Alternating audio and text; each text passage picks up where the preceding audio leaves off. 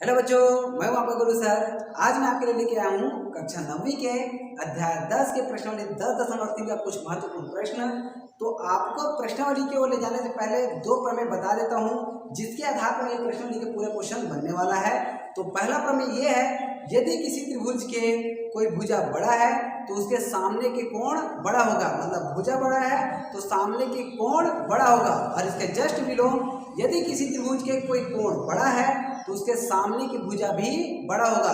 Simple सी बात ये रहा कि बड़े भुजा के सामने का कोण बड़ा या बड़े कोण के सामने की भुजा बड़ा।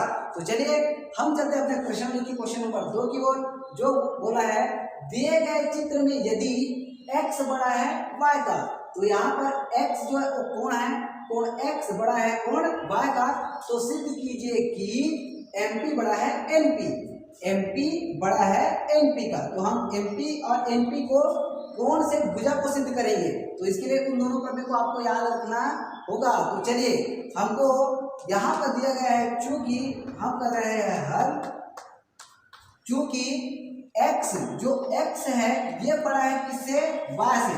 अब ध्यान से एक बात समझिएगा, देखिए यहाँ पर x और ये वाला कोण, ये दोनों कोण मिलाकर कितना अंश बनाएगा, 180 अंश। अच्छे से समझिएगा, आप एकदम इजी इस क्वेश्चन को बना लेंगे।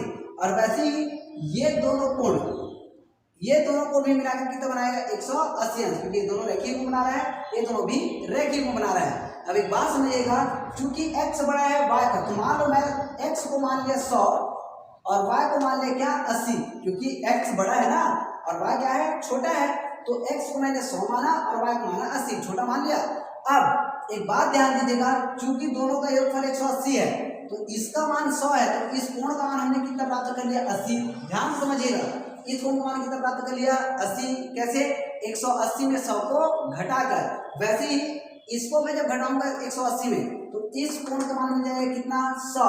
अब एक बात आपके दिमाग में चला होगा कि जिधर कोण बड़ा था उधर घटाने पर प्राप्त कोण क्या हुआ, छोटा, और जिधर कोण छोटा था उधर 180 में घटाने पर कोण कितना प्राप्त हो, क्या है, बड़ा। मतलब यदि दोनों कोणों को मैं 180 में घटा दूं, अब 180 में घटाने का रीजन ये है क्योंकि दोनों मिलाकर क्या बना रहा है, 180 अंश। तो जिधर का कोण बड़ा है उधर का कोण हो जाएगा छोटा, और जिधर का कोण छोटा है उधर का कोण हो जाएगा बड़ा। तो देखिए दोनों कोणों को 180 से घटाने पर, 180 से घटाने पर, अब ध्यान दीजिएगा यहीं पर, तो इधर को मैं भी 180 से ही घटा दूंगा और इधर को भी किससे घटा दिया, 180 से। तो आपको मैं बताया 180 से घटाने के बाद जो कोण प्राप्त हुआ वो जिधर बड़ा था उधर हो गया छोटा, और जिधर छोटा था उधर हो गया बड़ा। तो ये जो सिंबल लगा है, तो जिधर छोटा होना है उधर हो जाएगा बड़ा, और जिधर बड़ा होना है उधर हो जाएगा छोटा। तो ये सिंबल उल्टा हो जाएगा। तो सिंपल सी बात ये हुआ कि 180 में x घटा तो छोटा कोण प्राप्त होगा, और 180 में y घटा तो बड़ा कोण प्राप्त होगा। तो ये वाला कोण छोटा है इस वाले कोण से।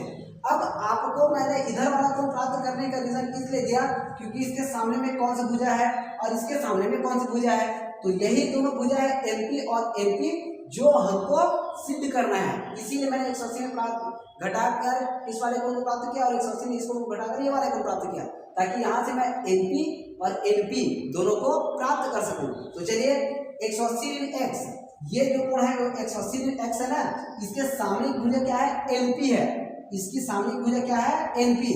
मतलब NP छोटा है किससे, इसके सामने की भुजा MP से। तो NP छोटा है किससे, MP से। अब यही बात समझिए, चूंकि हमको सिद्ध करना है MP बड़ा है NP से, और हमको प्राप्त क्या हुआ है, NP छोटा है MP से, तो यही तो हमको सिद्ध करना था ना। लेकिन थोड़ा सा हमको उल्टा प्राप्त हो गया है, हमको प्राप्त क्या हो गया है, NP छोटा है MP से, मतलब MP ही बड़ा है किससे, NP से, और यही हमको करना था सिद्ध। तो इस तरीके से आप क्वेश्चन को हल करेंगे। अब हम चलते हैं क्वेश्चन नंबर 4 की ओर। तो चलिए बच्चों, आपके सामने में प्रश्नावली का क्वेश्चन नंबर 4 आपके ग्रीन बोर्ड में दे दिया गया है। दिए गए चित्र में PQ बराबर है PR। अब एक बात ध्यान दीजिएगा, जैसे ही बड़े कोण के सम्मुख भुजा बड़ा या बड़े भुजा के सम्मुख कोण बड़ा था, वैसे ही बराबर भुजाओं के सम्मुख कोण भी आपस में बराबर, या बराबर कोण के सम्मुख भुजाएं आपस में बराबर। इस प्रमेय को भी आप याद रखिएगा क्योंकि ये प्रमेय इस क्वेश्चन में आपका यूज होने वाला है। तो पी क्यू बराबर है पी आर, दिए गए चित्र में पी क्यू और पी आर आपस में बराबर है। तो सिद्ध कीजिए कि पी एस बड़ा है पी क्यू का, पी एस बड़ा है किससे, पी क्यू से। तो आपको जो मैं प्रमेय बोला उसके आधार पर नहीं चलना है। तो चलिए हम शुरू करते हैं इस प्रश्न को बनाना। तो आपको क्या दिया गया है, पी क्यू बराबर है पी आर का, चूंकि पी क्यू बराबर है किसका, पी आर का। तो पी क्यू के सामने के कोण देखिए, पी क्यू के सामने का कोण है कोण आर, कौन सा कोण, कोण आर। तो इसको हमने लिख दिया कोण आर बराबर पी आर के सामने का कोण है ये कोण क्यू। अब कोण क्यू अकेला नहीं है इसलिए इसको कोण क्यू ना कह के हम कहेंगे पी क्यू आर। क्या कहेंगे, पी क्यू आर। तो ये हो जाएगा कोण पी क्यू आर। तो बराबर भुजाओं के सम्मुख कोण आपस में हो गया बराबर। यहाँ पर रिजल्ट लिखेंगे बराबर भुजा के सम्मुख कोण, बराबर भुजा के सम्मुख कोण, सम्मुख कोण। तो लीजिए अब एक बात ध्यान दीजिए कि आपको ये जो कोण दिखाई दे रहा है इस कोण का नाम क्या है, इस कोण का नाम है पी क्यू एस। क्या नाम है, पी क्यू एस। तो यहाँ पर हम लगा देते हैं चूंकि कोण पी क्यू एस जो है ये इस त्रिभुज के बाहर का बड़ा कोण है। ये वाला त्रिभुज के भुजा को हमने आगे की ओर बढ़ाया तो यहाँ पर ये वाला कोण प्राप्त हुआ। तो ये जो कोण है उसको हम कहेंगे बहिष कोण। और बहिष कोण जो होता है अपने अंतः अभिमुख कोणों के योग के बराबर होता है। आपको मैं पहले वाले वीडियो में बताया था कि बहिष कोण जो होता है अपने अंतः अभिमुख कोणों के योग के बराबर होता है। तो कौन कौन से कोण के योग के बराबर होगा, एक तो कोण आर और दूसरा कोण क्यू पी आर। तो ये जो कोण है कोण आर और कोण क्यू पी आर के क्यू पी आर ये वाले कोण के योग के बराबर होगा, क्यू पी आर इन दोनों के योग के बराबर हो गया। अब एक बात समझिएगा, मान लो मैं इस कोण को कहता हूं 100 अंश, कितना अंश कह दिया 100 अंश। तो ये वाला कोण मान लो 70 अंश है और ये वाला कोण को हमने क्या मान लिया 30 अंश, क्योंकि दोनों के योग से हमने 100 अंश प्राप्त किया है ना। तो एक बात समझिए, यदि मैं कहता हूं कि ये दोनों कोण, ये जो कोण है इन दोनों कोणों के योग के बराबर है तब तो दोनों मिलाकर ये प्राप्त हुआ। लेकिन मैं यदि अकेले अकेले तुलना करूं, मतलब अकेले 100 का तुलना करूं 70 से और अकेले 100 का तुलना करूं किससे, 30 से, तो यहाँ पर जो 100 है वो बड़ा होगा 70 से और वैसे ये 100 है वो बड़ा होगा किससे, 30 से। क्या समझ में आया, यदि दोनों मिलाकर ये कोण मिला और मैं अकेले अकेले तुलना करता हूँ तो पी क्यू एस बड़ा होगा किससे, कोण आर से। चूंकि ये दोनों कोण मिलाकर ये अकेला कोण बना हुआ है तो अकेले तुलना करूंगा तो पी क्यू एस बड़ा होगा किससे, कोण आर से।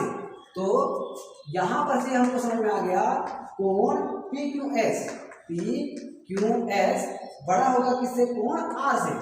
अब हमको एक बात ध्यान दीजिए, हमको पी क्यू एस, ध्यान दीजिए पी क्यू एस, इसके सामने में कौन सा भुजा मिला हुआ है, पी एस भुजा मिला हुआ है। कौन सा भुजा, पी एस भुजा मिला हुआ है। तो ये हो जाएगा बड़े कोण के सम्मुख भुजा पी एस बड़ा है कोण आर के सम्मुख भुजा में कौन मिला है, पी क्यू। कौन सा भुजा, पी क्यू। तो कोण आर के सामने भुजा कौन हो गया, पी क्यू। तो यही तो हमको सिद्ध करना था, पी एस बड़ा है किससे, पी क्यू से। तो इस तरीके से आप क्वेश्चन को आसानी से हल कर सकते हैं। तो आप इस वीडियो को ज़्यादा से ज़्यादा बच्चों तक शेयर करिए ताकि उनको भी एग्जाम के लिए हेल्प हो सके। Thank you.